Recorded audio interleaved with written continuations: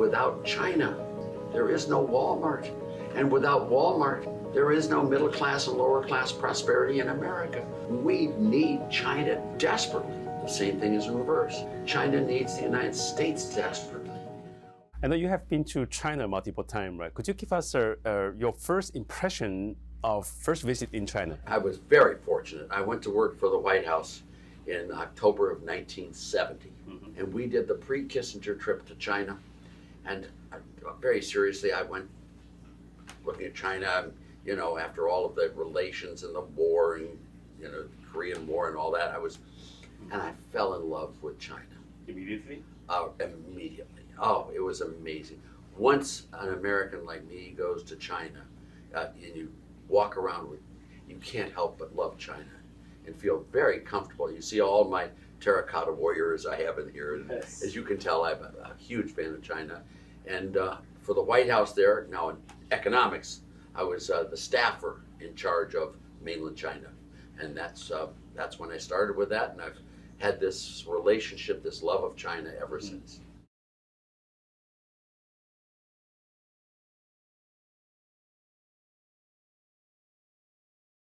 I always say it this way, and I'm just going to say it for my view of China. As you know, I was the first American to come to China in 1970, and I fell in love with China, as I told you. But in all honesty, without China, there is no Walmart. And without Walmart, there is no middle class and lower class prosperity in America. We need China desperately. And the same thing is in reverse. China needs the United States desperately. We should be the best of friends. We should be the best of trading partners, the best of economic work together. That's where it should be.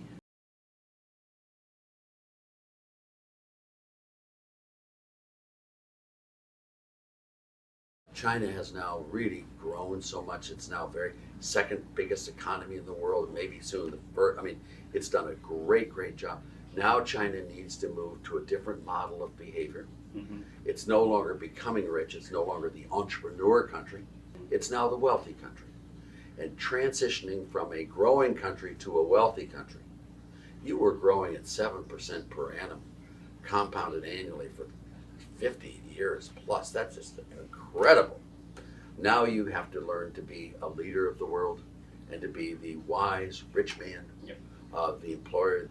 And that's the real, that transition is not easy, but it's a necessary transition to really become a stable, long-run, positive influence on the planet.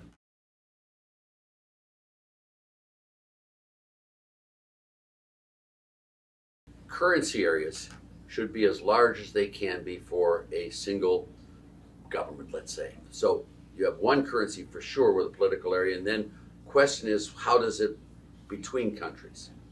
And what happened with China in the olden days is that China did not have the expertise in their central bank to be able to have a stable, valued currency. Today, China's expertise is way advanced, and China now probably could easily afford having a separate floating currency.